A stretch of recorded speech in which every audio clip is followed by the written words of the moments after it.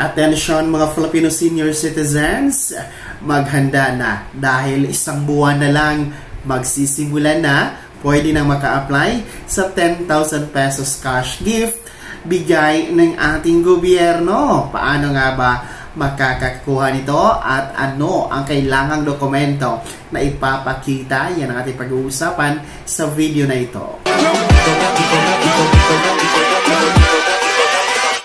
Hold up.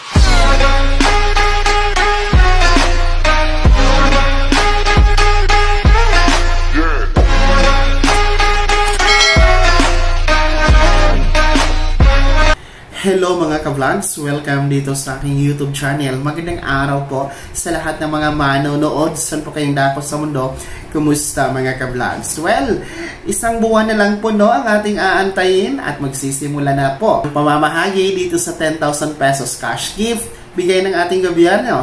At para nga po ito sa mga senior citizens. Mamaya-maya ating pag-uusapan, sino nga ba ang buhay naman ng makakakuha nito at ano po ang ipipresent na dokumento. Pero bago ang lahat, kung bago ka pa lang dito sa aking YouTube channel o di kaya hindi ka pa nakasubscribe, abay click nyo muna ang ating subscribe button na nasa baba. Yung kalimutan na pinutin ang ating notification bell, ilagay niyo po sa all para naman updated kayo sa lahat ng mga videos na aking i-upload.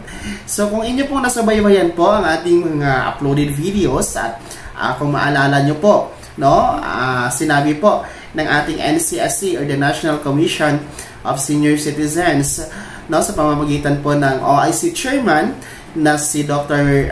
Mary Jean Loreche noong Oktubre nakaraang buwan during the Elderly Week, kung saan po ay kanila pong sinabi na ang ito pong 10,000 pesos cash gift ay nasa programa na po ito under the NCSC. Sa makatwid, ang NCSC na po ang mamamahala nito. Nasa kanila na po ang pondo. Well, in fact, kasama na nga po ito sa 2025 national budget at ito nga po ay pinondohan ng nasa mahigit 3 billion pesos. At good news talaga ito sa ating mga Filipino senior citizens dahil ayon mismo sa NCSC, magsisimula effective ang 10,000 pesos cash gift na makukuha ngayon na yan January 1, 2025 effective mga ka-vlogs. So napakabilis ng panahon. Today is November 6.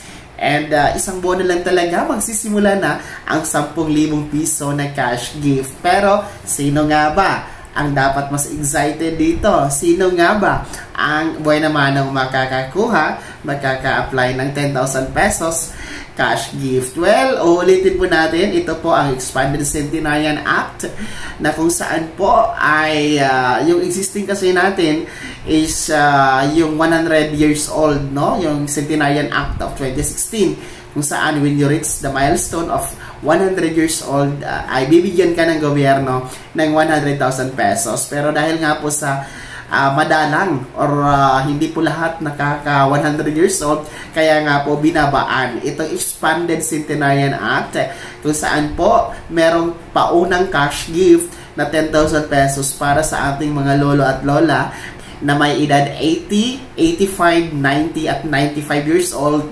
exactly mga ka-vlogs. So paunang cash gift na 10,000 pesos. So hindi po ito retroactive. Ibig sabihin, kung kayo po ngayon ay 80 years old at pagdating ng January ay kayo ay 81 years old, abay hindi po ihahabol, hindi retroactive. Mag-aantay pa kayo ng 85 years old para kayo ay makakakuha ng 10,000 pesos. So, talagang sinasabi po ng Expanded Centenarian Act na exact, exact 80, 85, 90 at 95 years old. So, 40,000 po ang makukuha, kasi 80 years old is 10,000. Kung kayo ay magiging 85, another 10,000.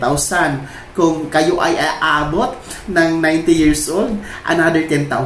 At 95 years old, another 10,000 pesos. At kung swertihin na makakaabot kayo ng 100 years old, abay, tumataginting na Centenarian cash gift na nagkakahalaga ng 100,000 pesos. Bukod pa yan sa felicitation letter na ibibigay po ng Pangulo ng Pilipinas, at may mga LGU din na magbibigay po ng iba pang incentive, another 100,000 for centenarian na mga lolo at lola, no, na nasa kanilang nasasakupan. So, ang sinasabi lamang natin ngayon, no, pinapaalala po natin sa inyo mga senior citizens na isang buwan na lang talaga, kasi Disyembre na, next month, so isang buwan na lang ang ating aantayin at kailangan maghanda na tayo, mga mag 80 years old, 85, 90 or 95 years old, effective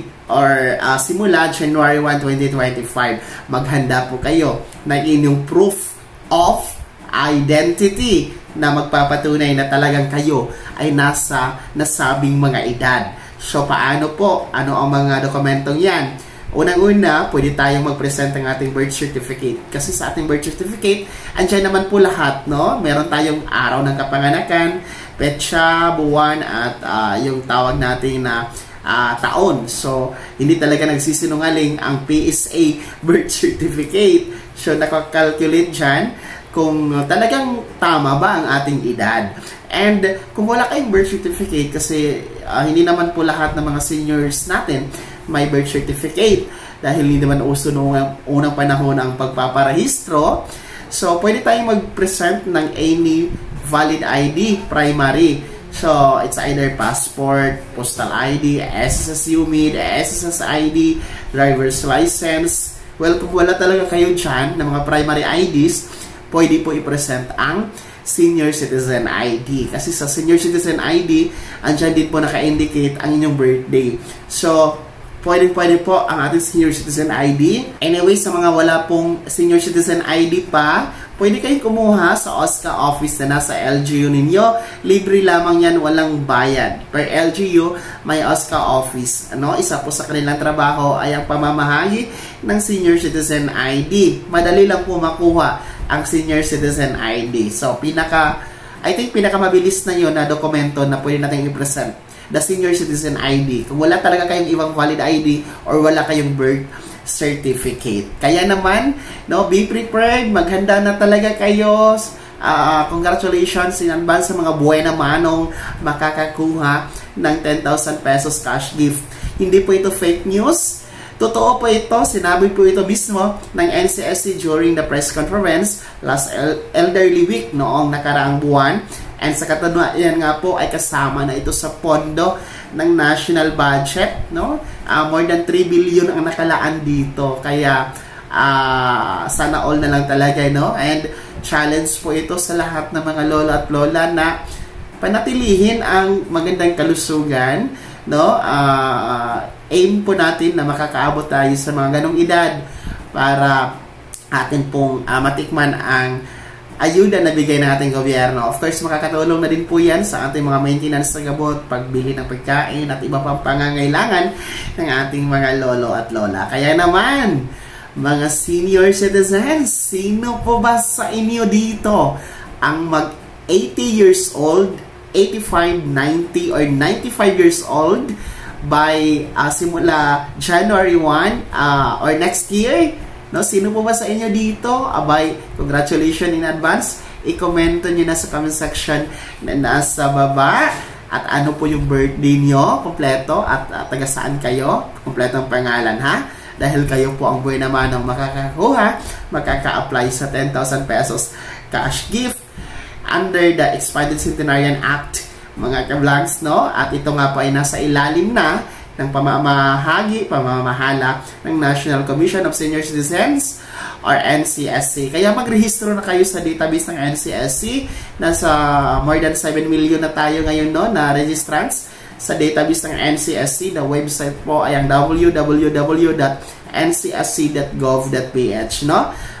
Kailangan talaga kayo magrehistro dyan kahit rehistrado na kayo sa OSCA, sa barangay Senior Citizen Association nyo o sa LGU ninyo. Abay, kailangan nyo pa rin magrehistro sa database ng NCSC. Kung hindi kayo marunong online, pumunta kayo sa OSCA office, tutulungan kayo na mag-register online, ha? Sa mga hindi marunong po sa cellphone or online registration. So kayo, mga Filipino senior citizens, ano po ang inyong komento regarding dito sa magandang balita na ating binabahagi ngayon sa inyo? I-comment nyo na po sa comment section na nasa baba. Bago ako magtapos sa video na to, kung gusto nyo pong sumuporta sa aking YouTube channel, maaari nyo pong i-click ang ating super thanks button na nasa baba. Sa mga gusto maging miyembro, pwede po i-click nyo po ang ating join button. Maraming perks dyan, mga ka-vlogs. Sana'y naging gabay ang video na to kahit paano na pag-uusapan natin ang mga mahahalagang bagay-bagay na may kinalaman sa pagiging Filipino senior citizens. Kung hindi ka pa nakasubscribe dito sa aking YouTube channel, maaari nyo nang i-click ang ating subscribe button na nasa baba. Huwag niyong kalimutan na pindutin ang notification bell. Ilagay niyo po sa all para naman updated kayo sa lahat ng mga videos na i-upload ko. Maaari niyo ding i-like ang video na to at kung meron ka pang mga katanungan, maaari niyo i-komento sa comment section na nasa baba. Paki-follow na din po ang aking official Facebook page na nasa screen niyo. Muli po, ako si Daniel Timpawan na nagsasabing dito sa aking YouTube channel, Pawang Katotohanan at lahat totoo lamang.